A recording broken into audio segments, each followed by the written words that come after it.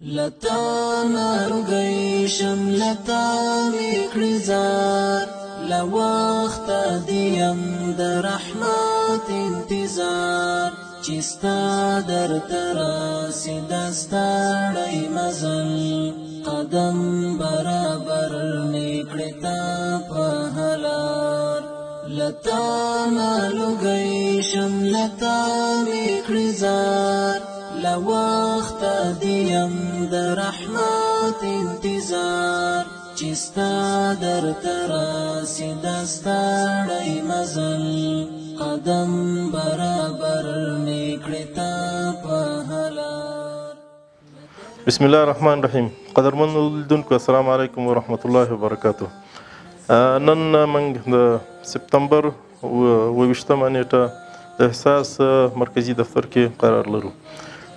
دغه ګلالي ماشومان چې تاسو ګورئ دی خوا جنکۍ دی خوا هلکان دي او نور میندې ورسره راغلي.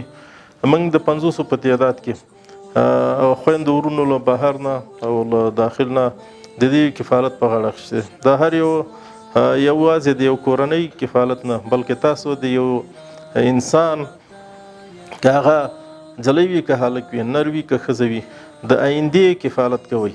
د یو انسان دغه بیچارهګان ماشومان که چې دغسې په سلهاو بلکې په لسهاو زره تر لکونو پورې تعداد ته رسیږي چې هغه بې سرپرسته ګرځي، میندې یا ورونه یا ترونه د دې توانایي نه لري چې هغوی باندې تعلیم وکړي.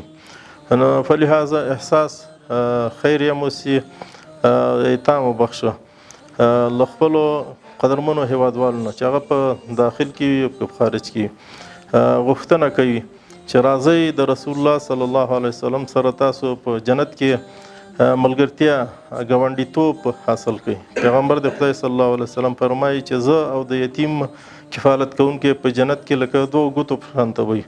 نو راځئ تاسو که توانایي د دې لرئ د آخرت د کور د جوړولو لپاره د یو یتیم کفالت په غاړه واخلئ.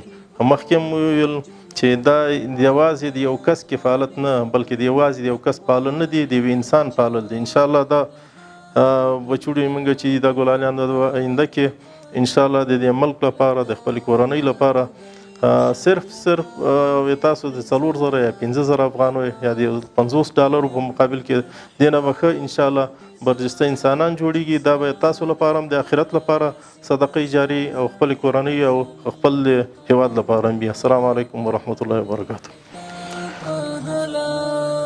که غواړې چې خدای کړې راضي په دنیا د نفس له منګول دې کړه زړه را بیرون راضي که په دې شوې درمله اشنا حاصل بکړې حاله د عمر سکون لتا